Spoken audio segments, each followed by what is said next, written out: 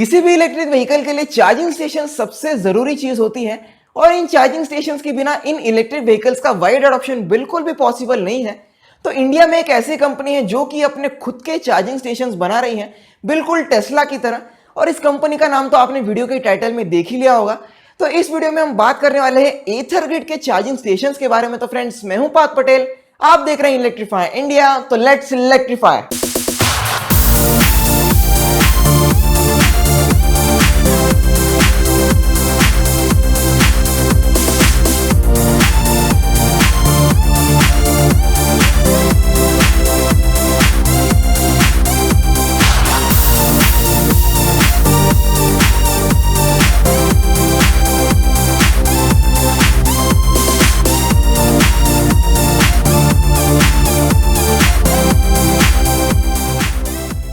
एथरग्रिड charging station की शुरुआत हुई थी मई 2018 में और कंपनी ने बिल्कुल सेम अप्रोच को चुना टेस्ला की तरह।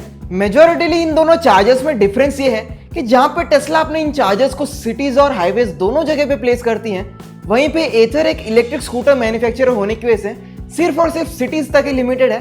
क्या पता आने वाले टाइम पे ये सिटीज के बाहर एक्सपैंड करे, बट इस समय तक तो ये सिटीज तक ही लिमिटेड है। एथर कई सारे सिटीज जैसे कि दिल्ली, मुंबई, कोलकाता, हैदराबाद, पुणे जैसी सिटीज में अपने चार्जिंग स्टेशंस को इंस्टॉल करने वाली है और कुछ सिटीज में चार्जिंग स्टेशंस इंस्टॉल हो भी गए हैं, जो कि एथर ने अभी तक पब्लिकली अनाउंस नहीं किया है। अब आगे बढ़ते हुए बात करते हैं कि आप इस चार्जिंग स्टेशन पे चार्ज कैसे कर सकते हैं। तो अगर आपके पास एथर की कौन सी भी स्कूटर है, फिर चाहे वो S40 हो, 450 हो या फिर उनकी लेटेस्ट और ग्रेटेस्ट 450X हो, सभी में आपको एथरग्रिड का सपोर्ट देखने को मिलता है। पर कंपनी ने यहाँ पे कुछ अलग तरीके का चार्जिंग पोर्ट इंप्लीमेंट किया है। मेरे ख्याल से सिक्योरिटी को देखते हुए एथर ने ये चार्जिंग पोर्ट को डिजाइन किया है।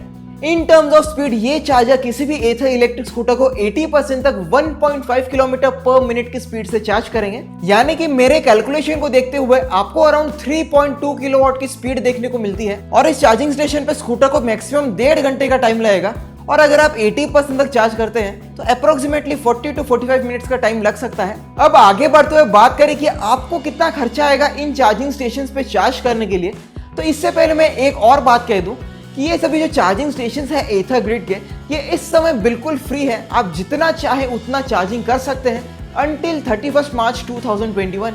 इसके बाद ये पेड हो जाएंगे। अब बात करें चार्जिंग कॉस्ट की, तो अगर आपके पास एक एथर की इलेक्ट्रिक स्कूटर है तो ये आपके लिए फ्री भी हो सकता है, ये आपके लिए पेड भी हो सकता है। और ये कैसे?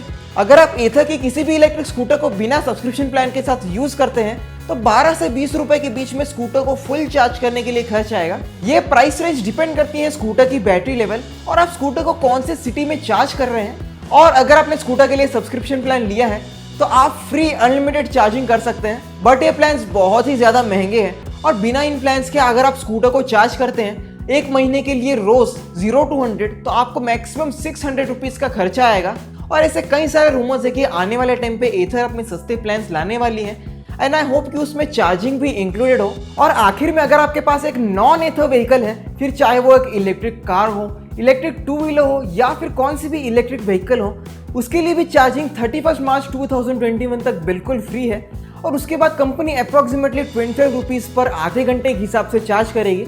और इसको एक्सप्लेन करने के लिए मैं आपको एक कैलकुलेशन करके बताता हूँ। समझो अगर आपके पास एक टिपिकल इलेक्ट्रिक स्कूटर है जिसको फुल चार्ज करने के लिए अराउंड 4 से 5 घंटे का टाइम लगता है और 80% चार्ज करने के लिए 3 से 3.5 घंटे का टाइम लगता है, तो यहाँ पे कैलकुलेशन करें 25 रुपीज आधे घंटे के हिसाब से, तो 80% चार्ज करने के लिए अप्रोक्सीमेटली 150 to 175 रुपीज के बीच लगेंगे। और वैसे ही 100% चार्ज करने के लिए 200 to 250 रुपीज के बीच में खर्चा आएगा। तो यहाँ पे चार्जिंग की कॉस्ट ऑलमोस्ट सेम हो जाती है as compare to petrol scooters. जब तक ये चार्जर्स फ्री है एथर और स्पेशली नॉन एथर व्हीकल्स के लिए, तब तक जितना चार्ज करना है कर लीजिए। और क्या पता आने वाले टाइम पे इनकी जो चार्जिंग कॉस्ट है वो 20 रुपए हो बजाय 25 रुपए के, पर फिर भी ये काफी ज्यादा महंगा है। मैं तो ये रिकमेंड करूंगा कि आप इन चार्जर्स को सिर्फ और सिर्फ टॉप अप करने के लिए यूज कीजिए इमरजेंसी में, अगर आप एक नॉन एथर व्हीकल चला रहे हैं तो फ्रेंड्स, मैं उम्मीद करता हूं कि आपको एथरग्रिड चार्जिंग स्टेशन पर वीडियो पसंद आया होगा।